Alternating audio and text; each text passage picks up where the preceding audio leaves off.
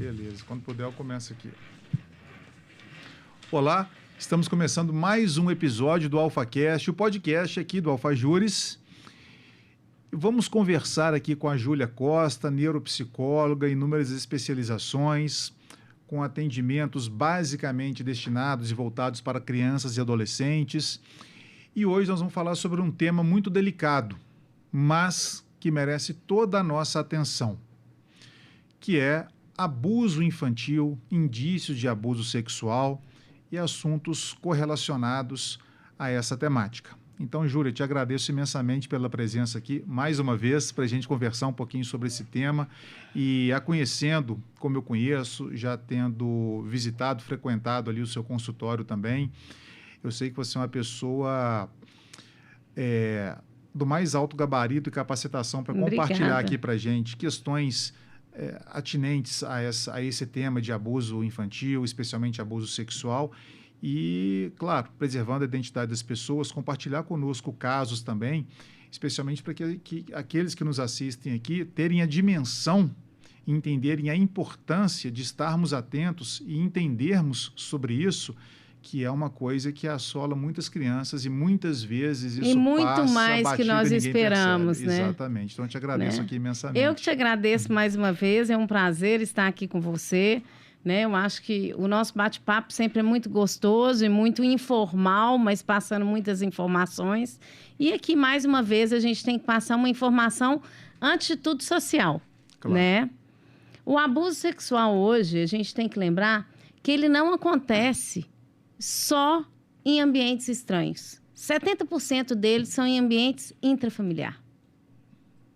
Quando a gente fala 70%, a gente assusta. Sim. Mas essa é a estatística. Os outros 25% seriam de pessoas conhecidas, como vizinhos, amigos e pessoas próximas.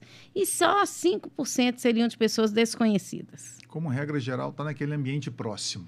Regra geral, a maioria, a fatia, 99% da fatia do bolo, Sim. É cercado de pessoas próximas. As pessoas têm uma tendência de se preocupar com o estranho, quando, na verdade, o lobo está ali no seu rebanho, dentro do seu rebanho. Exatamente. E é muito importante a gente ter um olhar de carinho, de amor, de acolhimento a essas crianças. Que são crianças que estão muito fragilizadas, são crianças que estão totalmente desnorteadas. Muitas não conseguem entender o que aconteceu com elas realmente. Se foi um carinho, se foi um amor ou se foi um abuso. Muitas conseguem só processar o que aconteceu anos depois. Sim. Eu tenho casos de mães que, durante uma conversa informal no consultório, ela fala: veio um insight agora, eu fui abusada quando criança. Sim. Ou então chega com o filho abusado e fala: a história se repete, eu também fui abusado. E não. Pais também. Sim. A gente tem a mania de achar que só mulheres são abusadas. Muitas crianças são abusadas. A criança ela tem a sua vulnerabilidade. Tem, não interessa total. se é menino, Não é menina, menina, não é menino. É criança. Né? Hoje a estatística está por volta de 3,5 crianças, meninas, que não teria como ser, então vamos colocar de 3 para 2. Sim. Então é muito grande. Sim. Né? O ambiente escolar tem crescido também muito. Ou seja, as crianças já chegam com informação de casa, já chegam com abuso de casa. É o que nós falamos, o abuso interpessoal. Sim. E aí abusam dos amiguinhos. Porque para ele aquilo não foi um abuso, foi uma brincadeira. Sim. Inclusive, a nossa legislação coloca aqui que os abusos de crianças com menos de 12 anos são jogos sexuais. O que, para mim, enquanto psicólogo, é um absurdo. Uma criança de 12 anos não é mais jogos sexuais. Já é um abuso sexual. Claro, com certeza. Né? Já é um abuso sexual grave, é um crime grave. Sim. E um crime, muitas vezes, que não é cometido por aquela criança. Ela aprendeu aquilo que fizeram com ela. E que traz traumas para o resto da vida. Mas isso tudo pode ser perceptível e percebido no decorrer de alguns pontos que a criança vai deixando. Mas antes disso, antes da gente perceber um abuso, nós temos uma coisa que a gente esquece. Nós não temos a cultura da educação do abuso. contra o abuso. A gente fala com os nossos filhos, mas a gente fala de qual forma? En passant. Não, é falar de forma direta. Parece que gera um constrangimento. Não tem constrangimento. Está no jornal todo dia. Ninguém pode pegar nas suas partes íntimas. Quais são as suas partes íntimas? Pegar um boneco e colocar para ele, olha, vamos desenhar aqui as partes que não pode. Se alguém fizer isso com você, está errado. Grita, chama o pai, chama a mãe, chama um adulto. Sai de perto. Essas informações não são dadas. Exato. Infelizmente, no ano de 2024, eu vejo muito falta de informação. E aí, quando você vai conversar com o pai e com a mãe, mas eu achei que a escola não tem essa obrigação. A obrigação é sua, mãe. Claro. A escola é apenas um dos pilares da educação de uma criança. Exatamente. A base vem da família. E o engraçado é que quando sai esse assunto na escola, aparece vários que levantam a mão. Isso aconteceu comigo. Isso já aconteceu comigo. Eu tenho relatos... Talvez seja a primeira vez que ouviu isso. Nunca ouviu do pai e da mãe. Nunca ouviu, né? Eu tenho relatos do sábado, eu faço um trabalho assistencial no sábado de atender crianças carentes e eu percebo muito que eles estão ouvindo aquilo pela primeira vez. Ou então que só foi descoberto o abuso dentro da escola, que nunca se soube. Que não podia ser pego em tal ou em tal lugar. E eu vou até mais além, sabe, Júlia? Não sei se eu vou adiantar um pouco a discussão aqui. E há casos, e não são poucos, que talvez a família ela percebeu que uma criança foi abusada no seio familiar e talvez por se colocar numa certa posição social, seja lá qual for, se envergonha daquilo e taxa como se a criança ainda fosse errada, ou pelo menos vamos anular isso daí, não vamos comentar, não vamos te ajudar, não vamos nada, e a criança também ela recebe uma mordaça, um cala-boca, porque senão o que vão pensar de nós? Eu já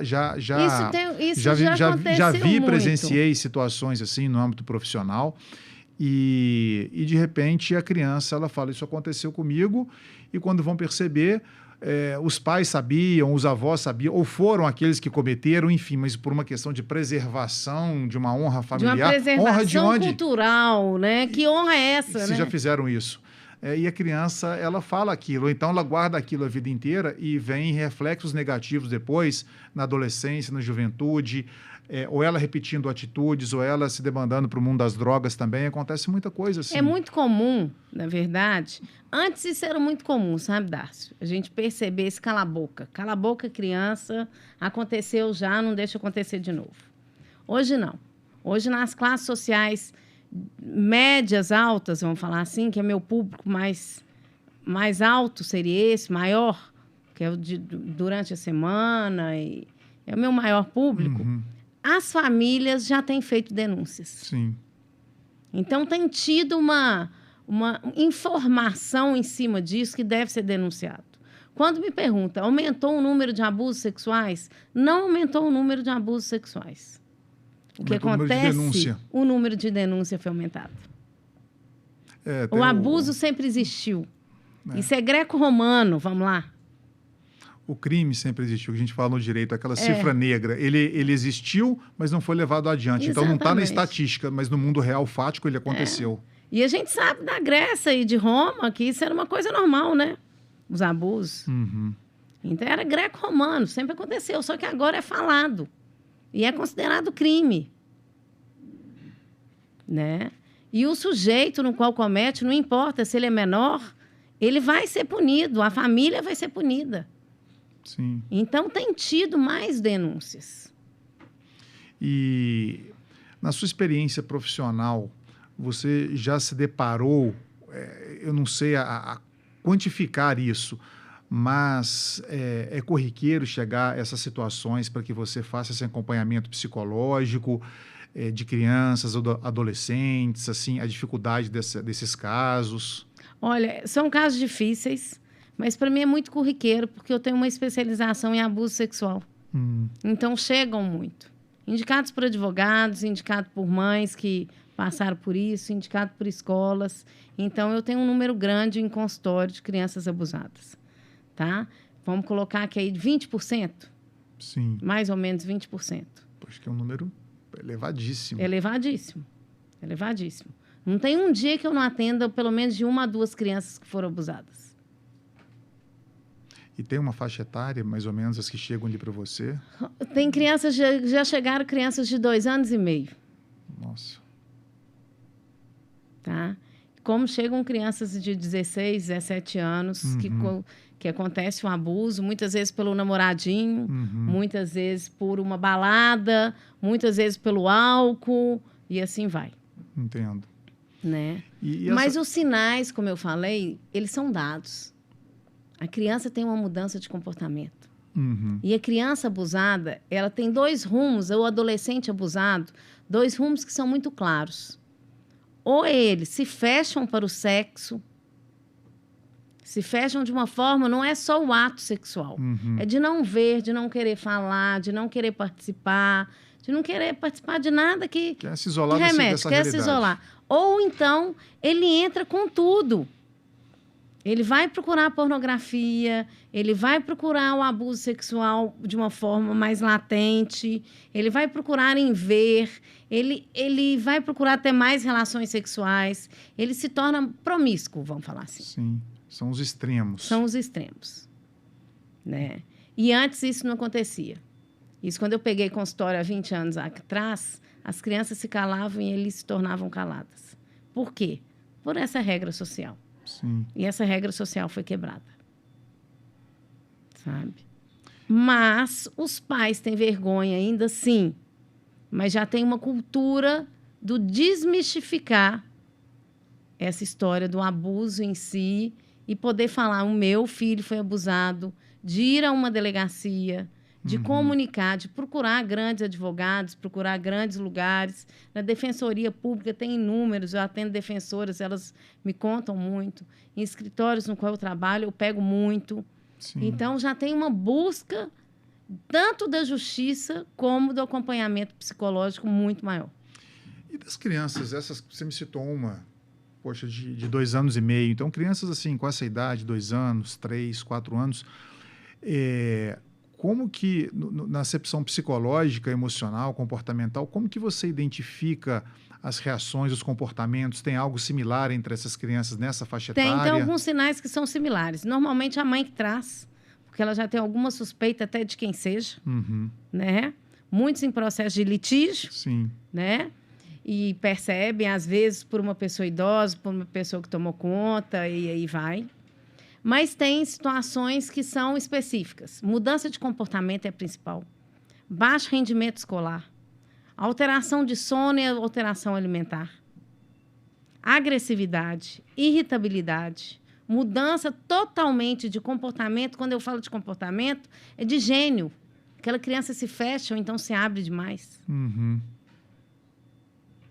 Aquela criança, ela muda. Sim. Ela fica uma criança diferente.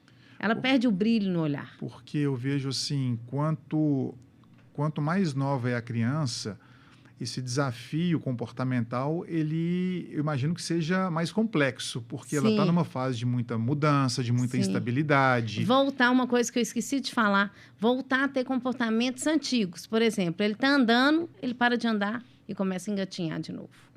Ele já tinha parado de ter enurese noturna, volta a ter todos os dias. Fazer cocô na calça. Entendi. Ele regride. Mudanças bruscas, realmente. Mudanças bruscas. São perceptíveis. Sim. E aí, cabe às famílias procurarem um profissional para falar. Hoje, pelas escolas, já estarem comentando isso desde muito cedo, ter essa educação sexual, as crianças procuram muito os professores. Sim. Principalmente nas escolas públicas do Estado e assim vai. Já se sentem um pouco mais acolhidas, como antigamente isso não acontecia. Isso não acontecia, né? Eu trabalho com uma pessoa muito próxima a mim, que é um educador físico. Sim. E ele fala, eu saí do Estado, eu era concursado, porque eu não aguentava mais ouvir isso. Todo dia eu era procurado por 2, 3 crianças falando que tinham sido abusadas. E eu não tinha o que fazer. Que eu comunicava a escola não tomava providência. Aí nós entramos em outro fato. Como tomar providência? Conselho tutelar, polícia militar, polícia civil. Esses sempre, de alguma forma, vão buscar ajudar. Sim. Eu já chamei polícia militar dentro do consultório inúmeras vezes. Que a criança me contou lá no momento. Sim. Os pais não sabiam. Eu tinha primeiro que me resguardar. Sim. Segundo, eu tinha que ter certeza que aqueles pais iam levar aquela história à frente. E como profissional ali, você apura aquela informação e fala, bom, tem relevância isso daqui. Então, agora vamos dar o próximo passo para apurar com mais exatidão. Com certeza. E aí a você criança chamou a polícia. te fala, as que eu tive que chamar a polícia falaram com muito detalhes, já tinham suspeitas. E já eram crianças um pouco maiores? Teve um fato muito peculiar até, de uma criança de 6 anos, que na época da pandemia mudou para um condomínio, e no qual a mãe passeava com o cachorro e com essa criança, no condomínio. Um homem comprou um cachorro e começou a passear no mesmo horário. Uhum. De repente, esse homem virou namorado da mãe. E começou a dormir na casa, né, em comum.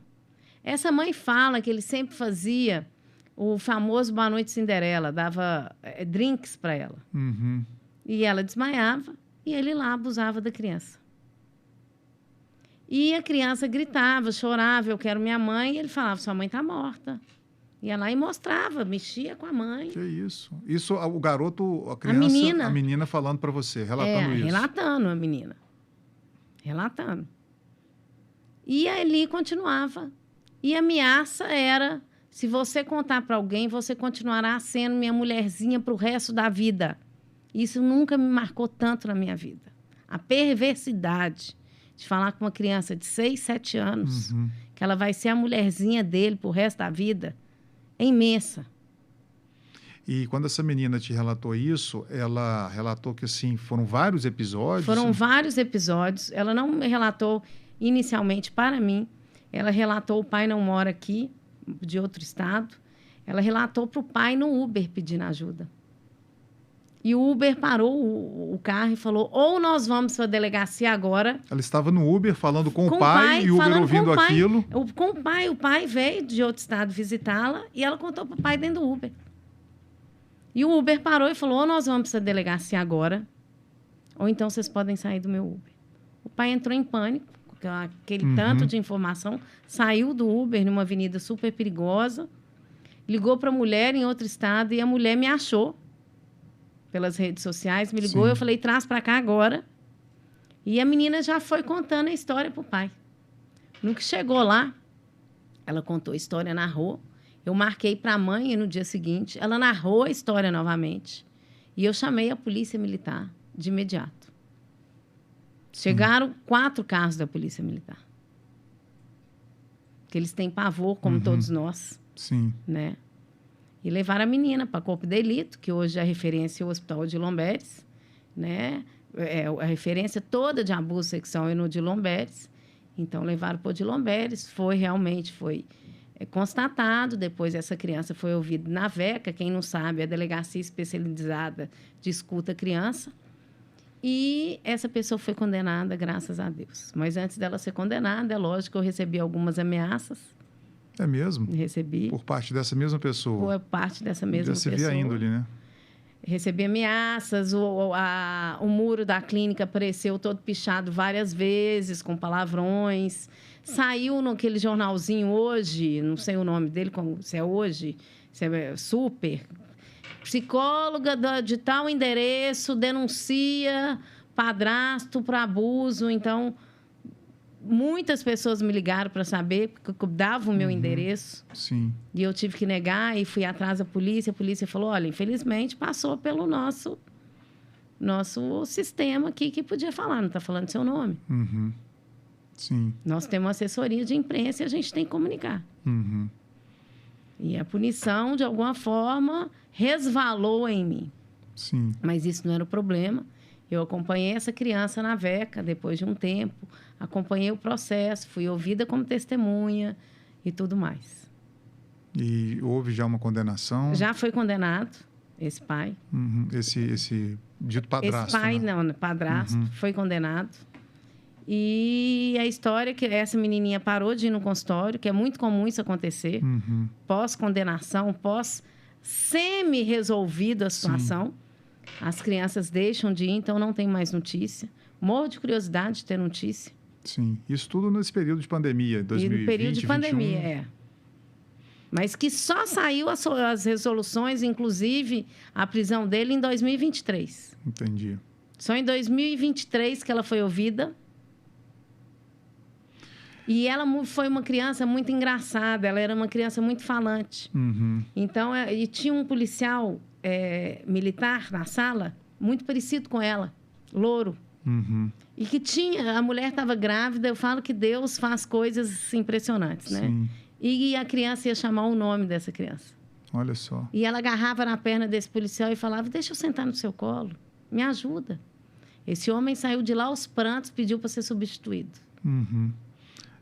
Então, não marcou só a mim. Envolve todo mundo. Quando diz respeito à criança, Os abuso, policiais que chocante. chegaram, chegou um comandante do batalhão, uma pessoa, não sei se é comandante, uma pessoa superior ao batalhão, e chegou a falar comigo, doutora, se a gente achar ele agora, o que a senhora quer que a gente faça com ele? Falei, eu não quero que faça nada, eu quero só que prenda esse sujeito. Minha vontade não era falar isso, mas era o que eu podia falar. A gente tem que fazer esse trabalho, né? Aqui, por exemplo, a gente batendo esse papo, gravando esse podcast, é um caso que você não tinha compartilhado comigo. É a primeira vez que eu estou ouvindo. Então, eu tenho que ouvir, tenho que digerir, tenho que conversar, porque é inegável a gente separar aqui a emoção e a curiosidade razão do que a gente está sentindo. Isso. Eu tenho uma filha também de 5 anos. Eu vejo exatamente uma situação dessa que, nossa, é uma coisa inimaginável de tudo, sabe? Assim, objetivamente, houve a denúncia, houve uma condenação e emocionalmente, como que isso vai ficar na cabecinha dessa criança? Não sei, especialmente porque o entendimento, muitas vezes ela passa por uma etapa agora na infância, ela até absorve melhor. Um dia ela vai ter mais, não sei, tá? Ela vai ter mais entendimento na vida sobre essas questões, lá pelos seus 14, 15 anos. E essa criança, certamente que ela era muito inteligente. Tudo volte à tona de novo e ela sinta aquilo novamente, agora com um entendimento diferente. Olha, nos meus 23 anos de formada, eu te falo que foi a frase que mais me doeu. Você vai ser minha mulherzinha para o resto da vida. Pensar na perversidade desse sujeito, de cometer isso tudo. E ameaçar essa criança com essa frase é uma pessoa muito doentia. E você vê o nível. Vou e olha, detalhe. Vou me aproximar da mãe, vou namorar a mãe, porque o meu objetivo não é o cachorro, não é a caminhada, não é a mãe, é aquela criancinha. E, detalhe, um condomínio de alto luxo de Belo Horizonte. Complicadíssimo. Quantas pessoas, aliás, se aproximam de um adulto para ter aquela criança? Visando o acesso. Exatamente. Exatamente. Quantas pessoas com essas intenções vão buscar trabalhar dentro de algum contexto que o contexto facilite o acesso? Sim. Então, a gente nunca pode banalizar essa profissão, porque é aquilo. Mas, como regra, muitas pessoas que querem cometer esses abusos, elas buscam situações, contextos, circunstâncias que encurtem esse caminho. Na verdade, né? Não existe situação social, não existe profissional, não existe regra para nada. É a doença mental. É a pedofilia, é o abusador, é o doente mental. Será que sempre há uma doença? Sempre há o pedófilo? Ou às vezes, não, a pessoa realmente ela é perversa? Ela é abusadora? Pode ser perversa. Ela não é cometida de nenhum transtorno. Mas a gente, ao conversar, muitas vezes a gente só sabe se ela é pedófila se ela falar que ela tem atração por crianças. Então, é muito difícil você ter certeza. Ou então, quando ele faz em série. Mas ela tem que confessar que tem atração por crianças. Teve um outro caso que a mãe veio do interior, também. Essa mãe veio do interior para uma consulta, que ela desconfiava do abuso de uma menininha de 2 anos e meio. Te interromper, Júlia, mas a pessoa está ok. Ela é pedófila. Ela confessa que tem atração por crianças. Mas ela tem discernimento do que ela faz é certo ou errado. Ela tem discernimento e muitas vezes... Porque ela esconde. Ela exatamente. Sabe o que está fazendo. E muitas vezes ela não faz exatamente pelo discernimento. Ela fica só no desejo. Isso que eu quero dizer. Às vezes a pessoa, ela percebe aquilo, mas ela tem consciência, ela se preserva e preserva o outro e fala, não, isso é errado, isso não pode, eu tenho minha criação, ela é cometida por essa doença, alguma coisa, mas ela deixa de fazer porque sabe que é errado. E por isso que nós temos tantas filmagens nas darks web e nas outras aí, e é pego com tanta frequência, né? Filmagens de ato sexual com criança. Eu posso ter desejo, por exemplo, nossa, eu adoro relógios de tal marca, mas eu não tenho dinheiro para adquirir, mas eu sou vidrado naquilo. Mas eu sei que eu não posso entrar na joalheria, quebrar o vidro, apontar arma para alguém e roubar. Porque eu tenho princípios sólidos, eu falo, opa, eu vou segurar minha vontade, trabalho e compro, se eu não conseguir, eu não tenho. Mas essas pessoas que nós estamos falando, que chega a esse ponto, ele tem, além de uma pedofilia, se ele confessar, ele tem um desvio de conduta, né? Um desvio sério de conduta, de caráter e outras coisas. Sim. Ele certamente tem uma questão psiquiátrica grave. Né? Que é um ponto, mas não vai elidir o que ele faz, nem a sua responsabilidade. Nem minha responsabilidade. E aí vão vários casos. Um outro caso que é marcante. A criança está lá até hoje. Foi um caso que a mãe veio para uma consulta porque desconfiava que o pai, que não era casado com ela, nem nada, mas era um pai bruto, que já tinha atropelado a mãe, que já tinha protetiva, que já tinha uma série de situações, mas pegava essa criança. Veio para uma consulta, no que eu bati o olho na consulta, eu vi que tinha alguma coisa diferente, no primeiro dia. Na terceira sessão, eu falei, você percebeu que essa sua criança é autista? E qual a idade era a idade Também 2 anos e meio para 3. Você percebeu que ela tem características de autismo? Do TEA. E a mãe trabalha na área da saúde. No que eu falei isso, a mãe se tocou, falou, tem. Aí ela me contou do abuso, aquela criança começou a me contar do abuso com outro nome, de outra pessoa. Ela criou um nome para me contar. Só que essa pessoa, ela não morava aqui. Como que ela ia voltar para a cidade? Em questão de uma semana, eu falei com ela, junta suas coisas e não volta para lá nunca mais. Ele tem acesso à sua filha todos os dias, ele que fica com a sua filha. Ela mudou em uma semana para Belo Horizonte. Sim. Numa época como agora, era fim de novembro. E está em acompanhamento, ela ainda lembra, de vez em quando ela fala, o papai era mau, né? O papai fez isso, ou então o nome que ela inventou para esse papai, né? Fazia isso comigo, mas eu não vou ver ele nunca mais. E esse homem está solto. O processo está rolando. São situações muito complexas, né?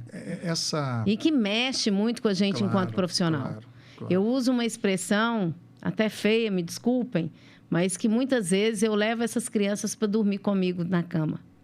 Porque minha cabeça não para de pensar nelas. Não tem como. Por mais profissional que a gente seja, se você tem um mínimo de sentimento, aquilo vai te afetar. Eu falo com meu marido, hoje tem uma criança dormindo entre eu e você, porque eu não consigo parar de pensar.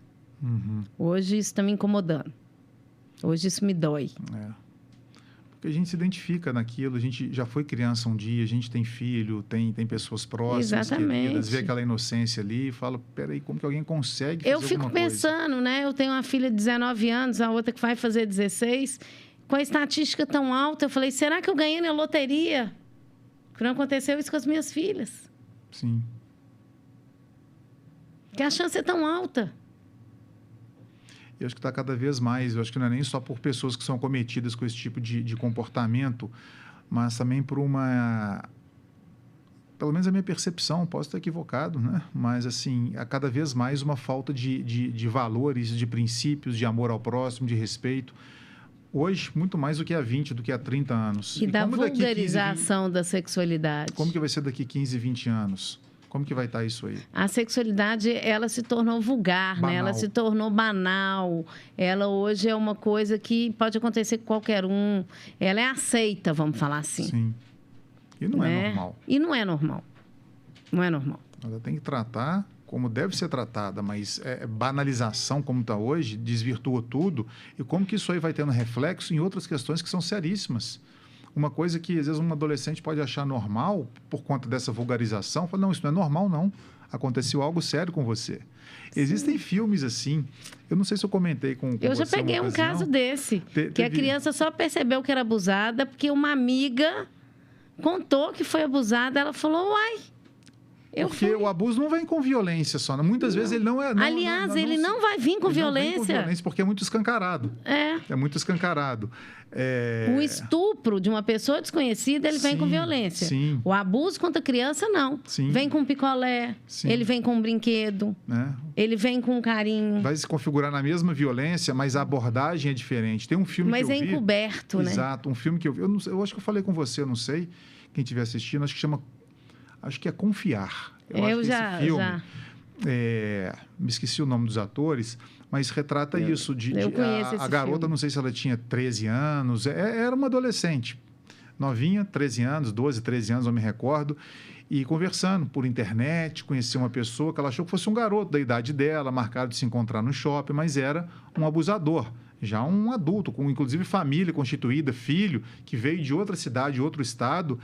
E ela ficou meio chocada no momento, mas ele naquela lábia, ela nova, e vamos lanchar, e vamos fazer acontecer. E ele abusou. Mas de uma forma como se fosse um romance. E aquilo mexeu muito com ela depois procurando ele, não encontrava mais. Ele percebeu que ele estava a polícia já estava investigando. Até que lá no final do filme, ela, como psicóloga, ela entendeu que ela tinha sido abusada. Agora, você imagina agora, com a inteligência artificial, o que vai acontecer? Já acontece. O que já está acontecendo e como vai piorar. Exato. Se a gente não controlar o telefone, o acesso dos nossos filhos, eles vão estar sujeitos a isso com uma frequência muito maior. Até porque eles cresceram dentro de um mundo, de uma realidade atual hoje, que é muito normal. Assim, é normal...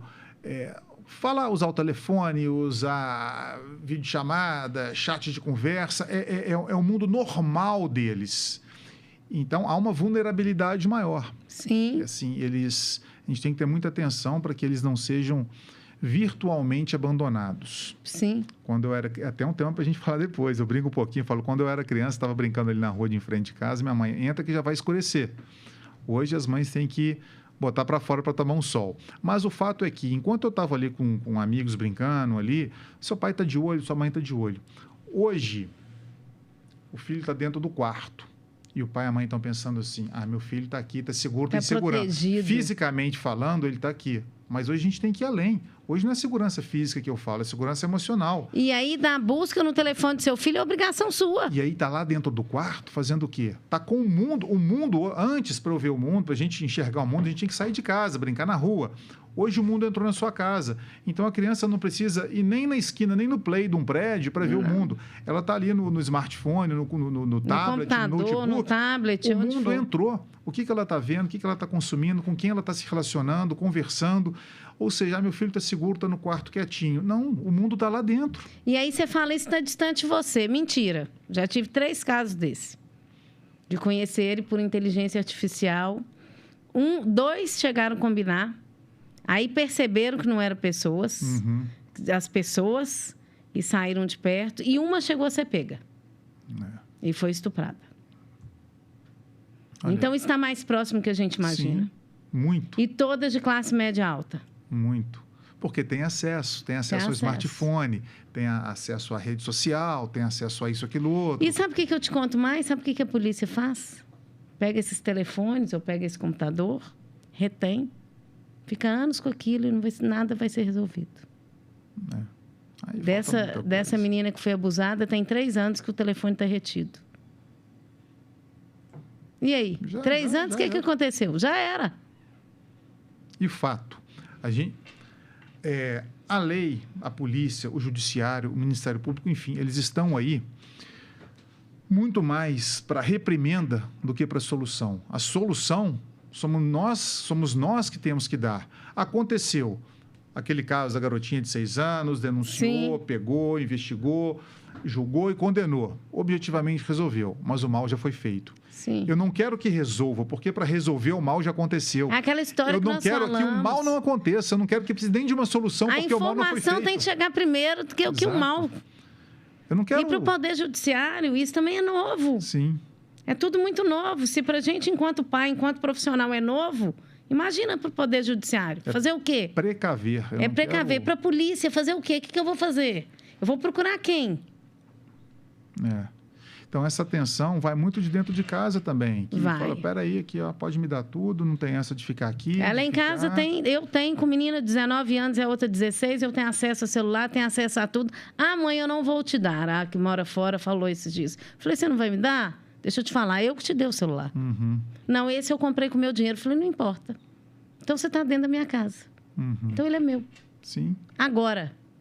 Mas hoje muitos pais falam, ai meu Deus, eu vou traumatizar meu filho se agora. eu for duro com ele. Que traumatizar? O trauma vai acontecer na rua, vai acontecer lá fora, não tem isso. É agora na minha mão. Eu não sei você, quando eu era criança, meus pais falavam assim, ó, não conversa com estranho, não aceita bala de ninguém. Eu ouvia Anos 80 isso. e 90, era assim, Exatamente. não conversa com estranho, não aceita bala de ninguém. Mas hoje, por que seu filho pode ficar conversando com estranho? E quando eu falo seu filho, não estou falando com 17, 18 anos, já maior, não. Estou falando com crianças de 5, 6, 7 anos. E como que elas conversam, tem menino né? Que com 7 anos, 6 anos, tá em chat. Eu falei, que isso? E como que conversa? Você está na fila do supermercado, o menininho já está puxando papo e conversando. Coisa que não acontecia. Quer conversar com um estranho que você não conhece? O papo tá legal, eu tô na sua presença, aí você pode. Sim. Sozinho, não. Exatamente. A depender de como está sendo o seu desenvolvimento, qual é a sua idade, para ele entender o tipo de conversa. Com 13 anos, uma criança sabe que conversa ou não, desde que você vá preparando ela desde pequenininha. Com 4, 5 anos, não interessa o tipo de conversa, para não conversar. E hoje virou uma coisa, é feio falar, mas o celular, o computador, os joguinhos eletrônicos, né, de computadores, eles são a solução de muitos pais, para eles terem paz. Sim. Então, para muitos pais, é melhor deixar no quarto do que ter problema. De sair para levar para festa, de buscar em festa, de ter um incômodo e não poder dormir à tarde porque está cansado. E não é nem só o pior dos cenários que pode acontecer. O básico de criar uma dependência, de criar um vício. Que de não tem querer o mais vício. Nada, de ter frustração. Nossa, se eu ficar 3 dias sem joguinho, sem um joguinho aqui, eu vou ficar doido. E já está viciado. Tem um filme, eu não sei se você já viu. A abstinência é de cocaína, é comparada à cocaína. Tem um Reels que passou um tempo atrás, mas com uma frequência muito grande, eu acho que você deve ter visto, que é uma japonesinha ou chinesinha, não sei. Ela dormindo e se rolando para um lado e para o outro, e com o dedinho assim, ó. Olha que loucura. E com o dedinho assim. Isso já mostra a cabeça da criança. E aí eu te falo mais. Você já pensou nos traumas? Traumas que eu falo são psicológicos, são fisiológicos, cerebrais, que isso está trazendo? Sim. A aceleração mental dessa criança. Ela deveria estar dormindo. Exato. Os hormônios deveriam estar agindo. E ela está o quê? E ela está escrava e dependente de algo. Ela não está refletindo, não está criando, não está imaginando. Saiu agora uma boa ação. Físicas, inclusive. Saiu uma boa ação agora no Rio de Janeiro, já é lei. Aqui já em muitas escolas já está funcionando, que a criança chega na escola e o adolescente tem que colocar o celular dentro de uma caixinha. Ótimo. Sim. E por que não fazer isso em casa? Por exemplo. Ter hora. Aí você fala assim, eu não vou fazer isso em casa, porque ele faz dever pelo telefone, verdade. Ele precisa de pesquisa, ele precisa de tudo. Ok, tudo tem sua hora e tem seu tempo. Mas quem coloca hora e tempo é você, pai. Exato. Mas você quer? Você está afim disso? A minha filha tem 5 anos. Eventualmente, ela via um desenho no celular. A minha esposa cortou. E eu confesso. Aí, de vez em quando, eu deixava. Não joguinho, mas celular e comigo. Então, vai ver 15 minutos. Um desenho. Não está vendo na TV, está vendo aqui com a plataforma. Mas ela falou, não vamos cortar. Eu cortei também. Eu falei, então tá certo. Pelo hábito físico de estar com esse aparelhinho, de dependência, de pegar. Um dia já está querendo ver uma outra coisa. Um dia já aprende um joguinho. Então, assim... Isso são coisas inevitáveis que vão acontecer. Mas já que vão acontecer, eu vou tentar oferecer tudo aquilo que a geração de hoje não tá acessando. Então, eu falei, não, cortei. Quer ver um desenho? Legal ver desenho. Eu via desenho. Vamos ver um desenho aqui na TV. Todo mundo está vendo, todo mundo sabe o que é. E fez a formação de hábito. E é a melhor ela coisa. Não pede mais, e já sabe a resposta também. Já sabe, é sim ou não, então não vou nem responder o resto. A minha mais nova, se eu vejo que está com o celular, eu só faço assim, ó, na hora do estudo. Ela fala, mãe, não tem mãe, você está estudando agora. Então, o celular não tem que estar do seu lado. Não precisa brigar. Exato. É educar. Exato. Então, o nosso assunto, que era abuso sexual, ele foi muito além, virou um abuso até atual, né? Porque isso aqui, o abuso digital. É a porta de entrada de muita coisa. De muita coisa. A porta de entrada antes era lugares, era rua, era muita coisa. Era amigos, né? Hoje ninguém precisa arrombar a sua casa para fazer um mal para o seu filho, ou muitas vezes para você, porque ele entra por aqui. Ele está entrando pelo smartphone, está entrando pelo computador. Exatamente. Ele está dentro da sua casa por ali. E você já parou para pensar? Se você for roubado, seu celular, a pessoa tem acesso à sua vida inteira?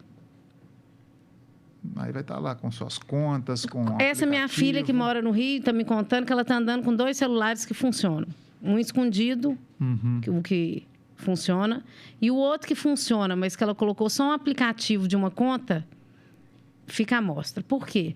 Porque no Rio já está sendo assaltado e pedindo o celular e que você coloque a senha do banco. Sim. Exato. Então, se tem a senha do banco ou a senha do celular, você tem acesso à vida da pessoa inteira. Exato. Então, ela anda com 2. Um escondido. Um dia pode pegar com os 2, tudo pode acontecer. Mas a gente pretende e tenta precaver para que não.